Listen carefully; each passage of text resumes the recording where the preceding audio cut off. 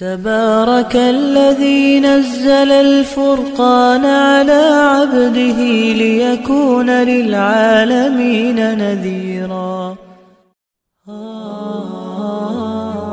کہ انسان جب نافرمانی کرتا ہے تو امن اور معیشت تباہ ہوتی ہے، اور جب اللہ تعالیٰ کی اطاعت اور فرما برداری کرتا ہے تو اللہ تعالیٰ سب سے پہلے اس کو امن اور معیشت عطا فرماتے ہیں.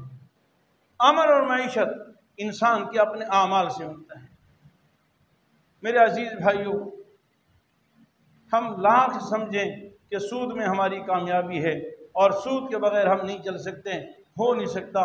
میرا رب کہتا ہے لا یکلف اللہ نفسا الا وسعها. اللہ تعالیٰ کبھی کسی کو ایسی تکلیف نہیں دیتے جو اس کی وسعت میں نہ ہو. ہمارے وسعت میں ہے نظام معیشت درست کرنا، سود کے بغیر نظام چلانا. پوری دنیا سرمایہ داران نظام یا دوسرے نظام وہ ہمیں سود پر خود تو سود چھوڑیں یا نہ چھوڑیں، لیکن ہمیں سودی نظام سے نکالنے کے لیے بھی تیار نہیں ہیں، اور وہ یہ چاہتے ہیں کہ ہم سود کے اندر مبتلا رہیں.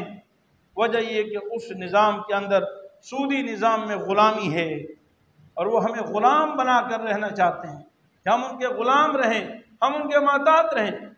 اور جب تک سودی نظام ختم نہیں ہوگا ان کی غلامی ختم نہیں ہوگی. یہ بلا وجہ کے نعرے سیاستدان ہمیں دھوکے میں ڈالتے ہیں، جی فلاں غلام ہے، میں غلام ہوں. سارے غلام ہیں، کون غلام نہیں؟ آپ اربوں روپے کسی سے قرض لے لیں اور ان کے محتاط بن جائیں اور ان سے معاہدے کرتے رہیں، چہروں کے بدلنے سے غلامیاں ختم نہیں ہوتی. وہ غلام ہیں، ہم میں سے ہر فرد غلام ہے جب تک ہم سودی نظام کو ختم نہیں کریں گے.